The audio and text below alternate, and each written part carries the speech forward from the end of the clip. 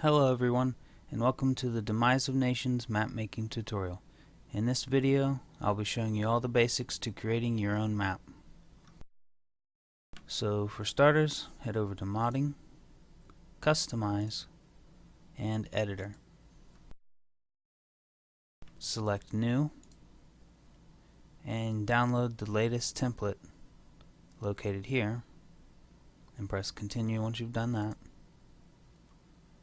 And browse to your template that you downloaded and find the bundle which you want to use. Now if you want to do a modern scenario, then you select this one, and if you want to do ancient, you select this one. Now the first thing you'll want to do is to save your map.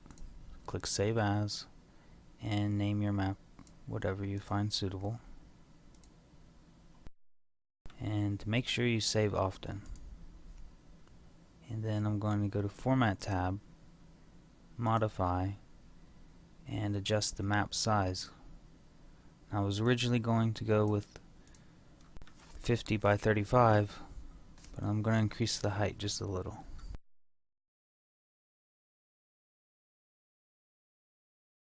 And then we can get started placing our land.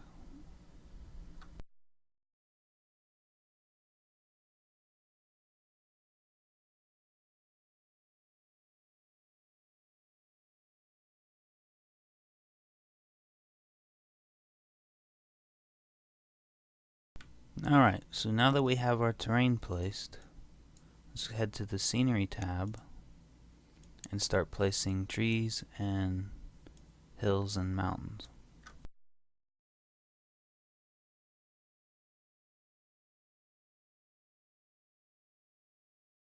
Another way in which you can create a map, rather than placing all of the land individually, hex by hex, is to head to the Format tab. You see this Modify option here, and you have these for 2x2 per pixel per tile images that you can load. And what that looks like are these images here. We have climate, exploration, scenery, and terrain. And the way this works, you can best see it here in the scenery image.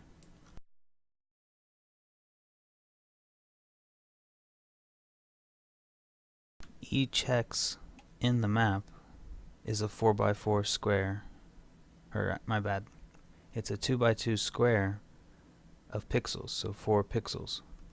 So we have some land here in Europe, 2 hexes here, 1 hex there, and you can place the scenery.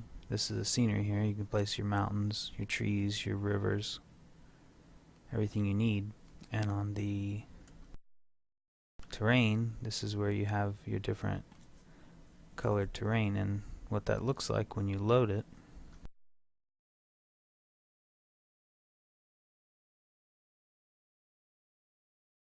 So there we've loaded the terrain tab, or image, my bad.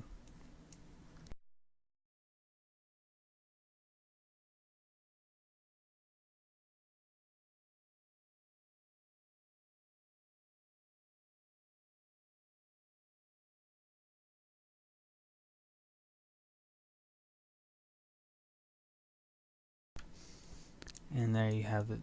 A somewhat quicker way. You'll need to still go over, there'll be some errors possibly, so some things you may need to manually fix and adjust. But for some people it may be a quicker way to create your map.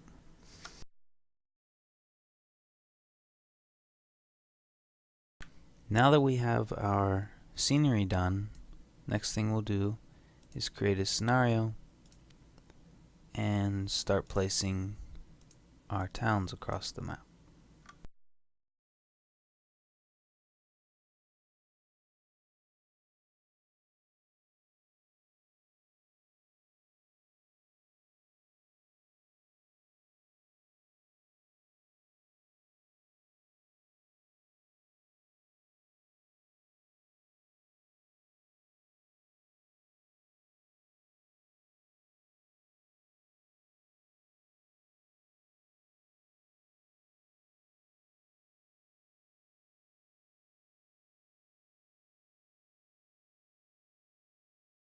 And after you've placed a few, select Edit, and you can rename them.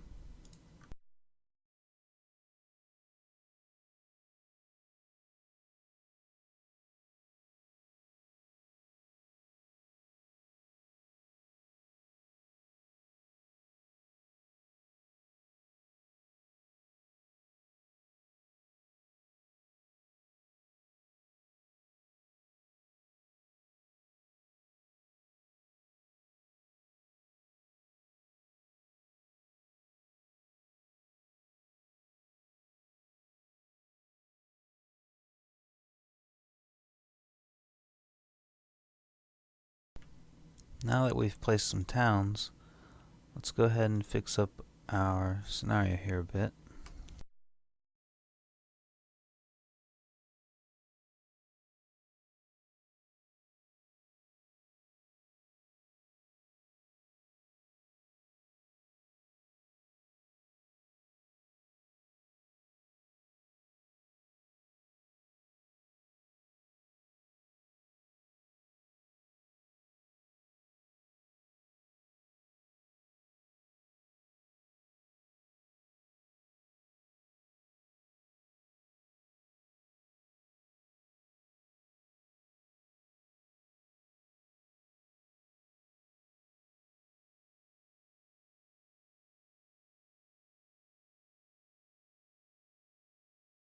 The next thing that we'll do is set up our players.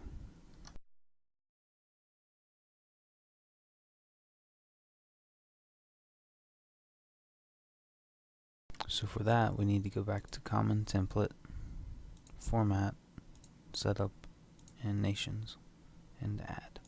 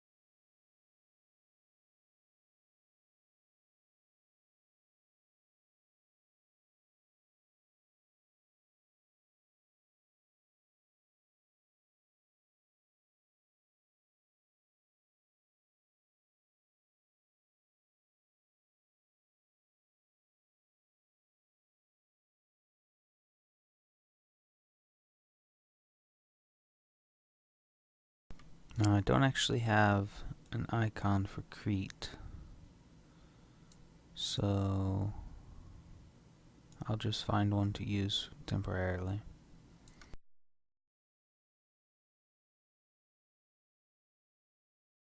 Once we've added them, we can go back to our scenario, go to Players, and add them into the scenario.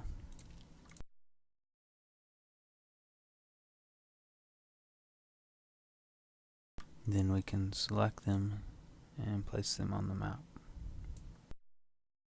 Now to fix so the exploration fog doesn't show, go to Setting, Content, Parameters, and turn that off.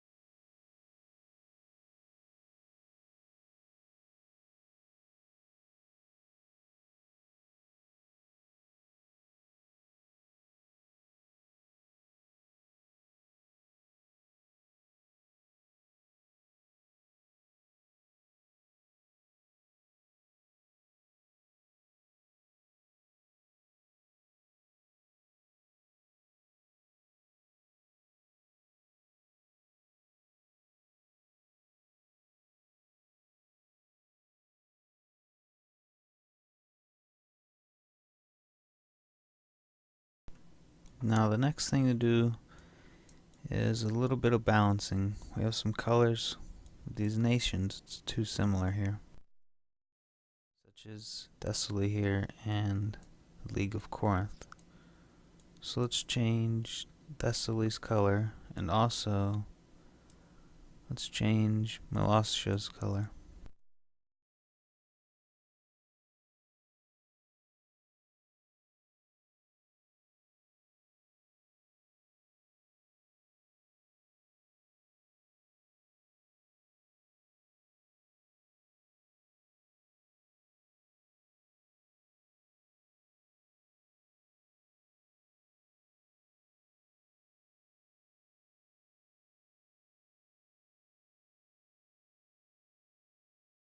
There we can see they're quite different now.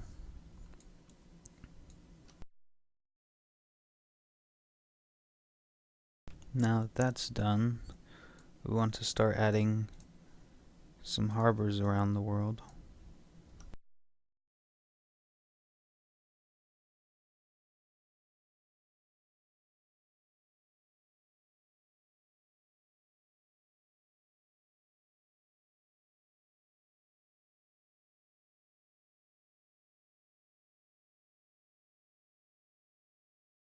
And also we'll add some roads.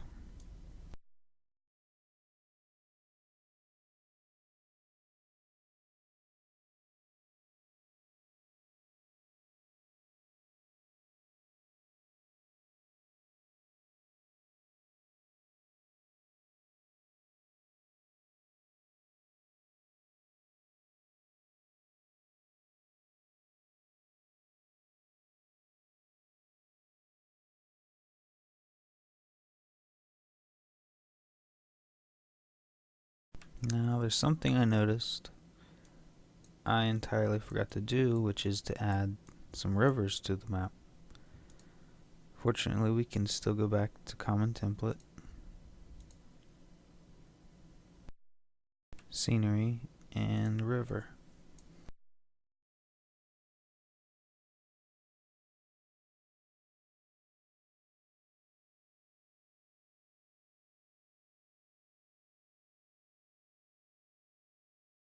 Now I want to make sure I don't place any rivers on anything important like the towns I've placed.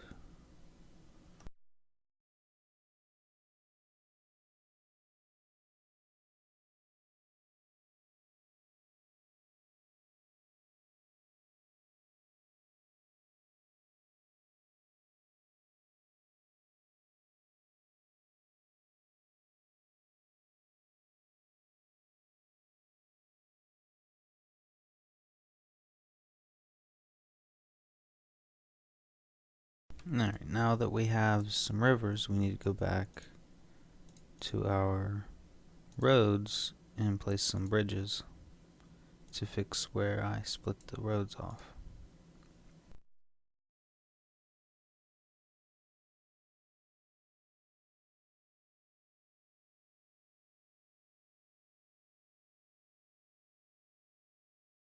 Or just elsewhere where you might want a crossing to be.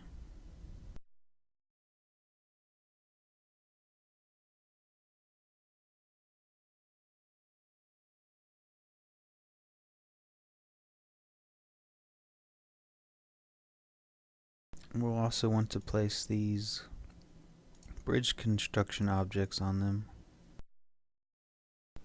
in case someone were to destroy the bridge, then they'll be able to rebuild it.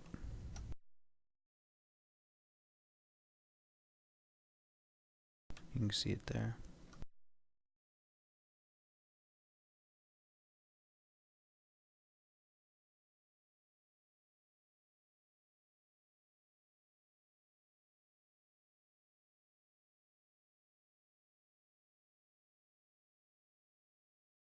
We should also place village construction things on every town around the world.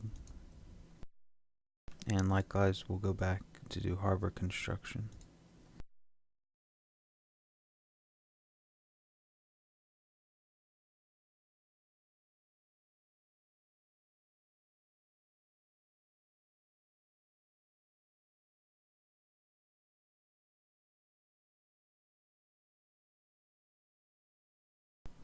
Now that you have placed those, you can also add more locations if you want the player to be able to build additional bridges, harbors, or villages. So we'll place some more harbor locations.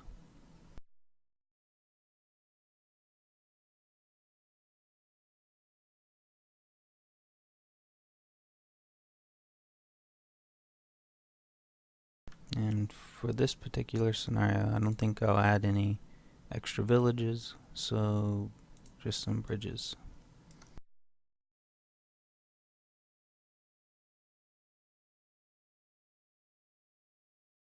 The next thing we'll do is to add our resources. We have gold, iron, wood, and stone. So let's start by placing some locations for lumber yards.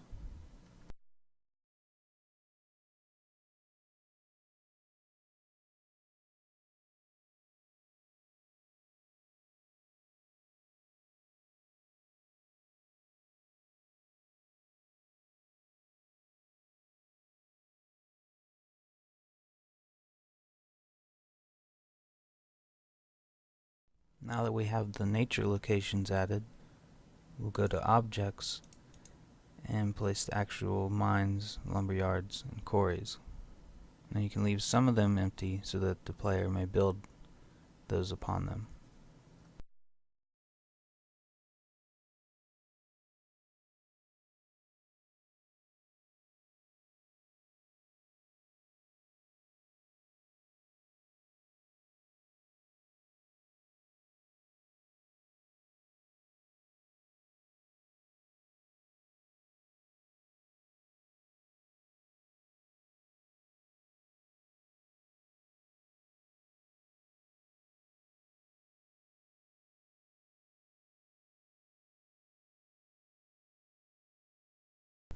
Next we can go back to nature and add some flavor to the map with fish, horses, camels, and elephants, which we won't use camels or elephants here.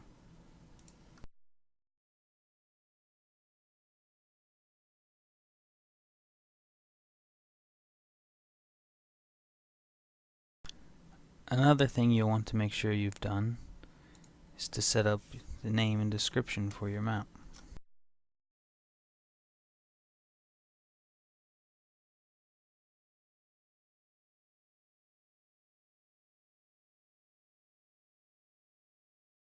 The version is for if you update your map, you'll increment it one each time, and a map icon will replace this red square here. It's an 80 by 80 pixel image.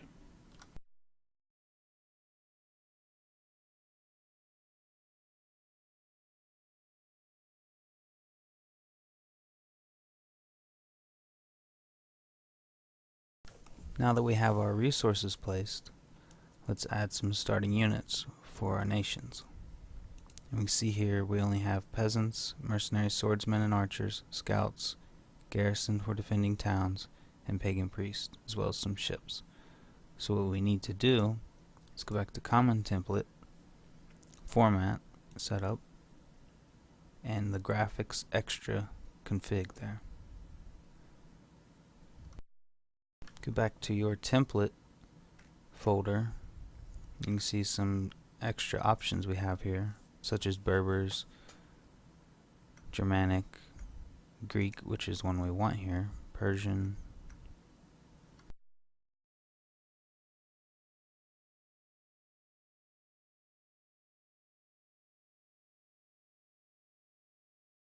Now that those are loaded in, we can go back to Objects, Add, and you can see we have a lot more options here. Hoplites. So let's add some units to our nations.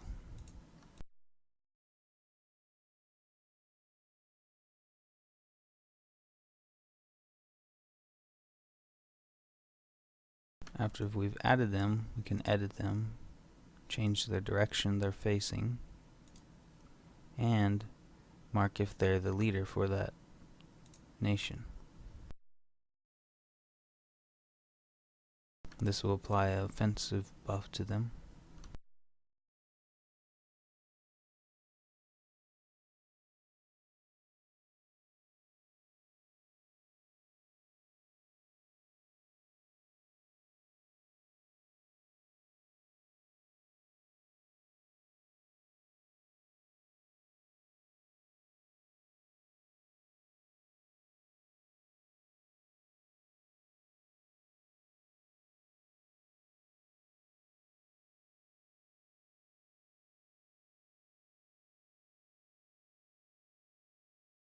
Now, I don't want these to be too close, as they might kill each other in the very first turn.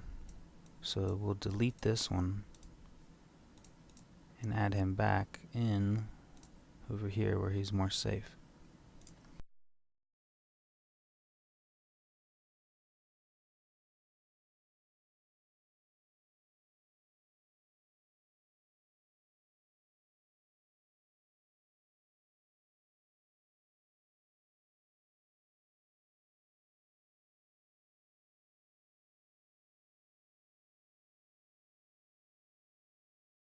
Another thing you may want to do is on players, edit their diplomacy. For this map, I'll leave everyone neutral at the start. You can also edit their starting gold, wood, iron, and stone, and whether or not they're playable by human players or just AI. You can also select which invents they have. So for Macedonia, we need to select Greek so that they can build Greek troops.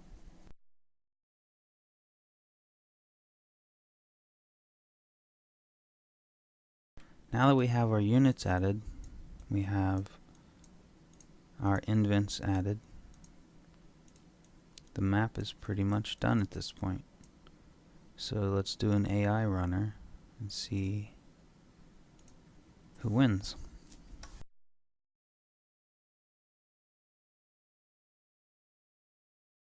Looks like Thrace won, with Sparta taking second, and everyone else did not make it.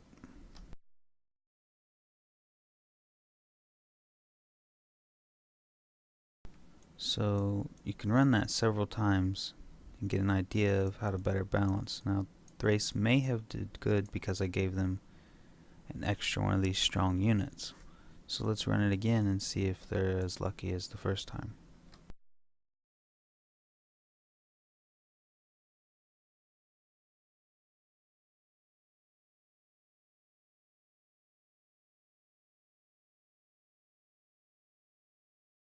It definitely didn't seem to matter this time.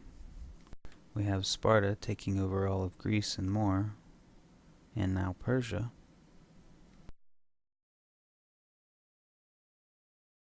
Oddly enough, Sparta and Thrace both survived again, so let's run it one more time.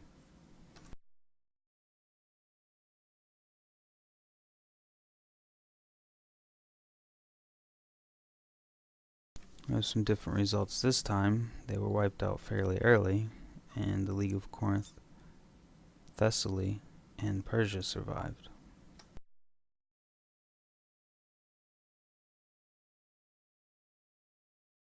Now, I'm not going for true balance with this map, since it's quite unbalanced here with Corinth having so much land, towns, Persia as well over here, and Sparta and Thessaly are quite small, with only one town, one harbor. So it's more of a historical scenario rather than a balanced one.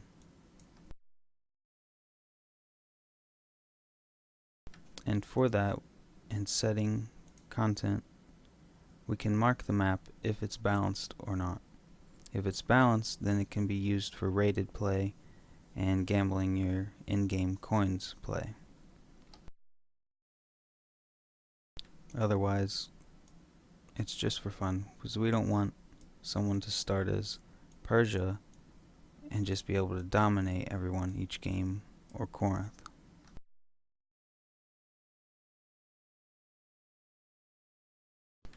I hope this video has been helpful in making your map, and if you have any questions or comments, please leave them below.